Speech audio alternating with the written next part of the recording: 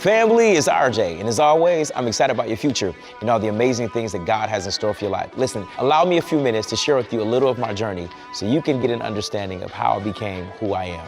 First and foremost, I'm a man of faith. I'm a man with an amazing family and a laser-sharp focus. Over the course of my life, I've had to journey navigating through the streams of life, some good, some bad, some indifferent, and even some sad. I never forget growing up as a PK, wondering what my life was gonna be like. I love God, I didn't love his church, and sometimes I didn't like his people. But nonetheless, here I am now, over the course of my life, journeying to become a man of faith, a man of the cloth. I didn't understand it, but obviously God had purpose and plan for my life. So then I shifted, and I was like, it's time for what's next. And finding out what was next, I thought I was going to DC. But I came home after graduation, and the Lord spoke to me and was like, no, you're to stay here and help your dad. I said, you must be crazy. I'm not helping nobody. I'm going to fulfill my desires and dreams. But the Lord sat on me and told me to stay home and to help him. In the process of helping him, I was learning ministerial things as well as learning the heart of people, serving in the Inglewood community at an after-school program, learning and finding the niches of what I would be doing later in life. I then moved to Dallas, Texas to become another version of myself as a senior pastor, as a church planter. Oh man, it was horrible, terrible. One of the worst experiences of my life, not pastoring, but transitioning and following a God said. And following a God said for me, life changed dramatically. I had a child, didn't have no money, and couldn't take care of my family. It was like, what's going on? And in the process of that, I learned a lot more about me than anything. The Lord was allowing the season of my life to bring me to a place of humility.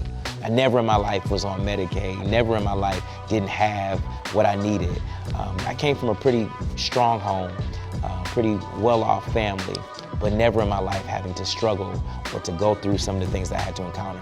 And through that experience, it drew me closer to God. And truth be told, for many of us that'll be honest, like when you have those type of moments, you ain't got nowhere to go but to God. Moved back to Chicago. When I came back to Chicago, I was broken. I was messed up, and I didn't want to do ministry. I didn't want to have anything to do with church as it pertains to that level. I still love God, but I felt like a failure. I felt like a disappointment. I felt like less than as a husband, as a father, as a man. All the while, God was just putting something inside of me and preserving me for a better future. I never forget, I was serving at my home church now, the Powerhouse in Chicago with Archbishop Hudson, and he literally preached and resuscitated me back to life in ministry and was like, son, it's too much more in you, so much more for you to give. And I was like, nah, Pops, you got the wrong one, it's over. But as the Lord continued to touch my heart, I got into the school system and was teacher of the year this year, and was, thriving because I believe gifts are transferable. And so the same gifts that God put in me to minister to people was the same gifts he was giving me to minister to kids.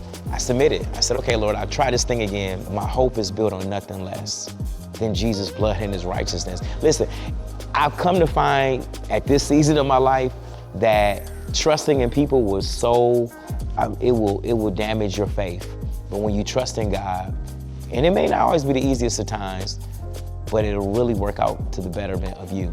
So here I am, a new individual, a new person. No, I'm really not. I'm just a better version of who I was, only because of the trials and temptations, tribulations, and the stuff that we like to say in a church context. But the truth of the matter is, life was lifing, and it wasn't easy. And I want to share some of that journey with you. I don't want to make it seem like I've arrived, I'm perfect, because I'm definitely not. But I want to share my journey with you so you can become a better version of yourself, and you can ultimately become the person that God wants you to be.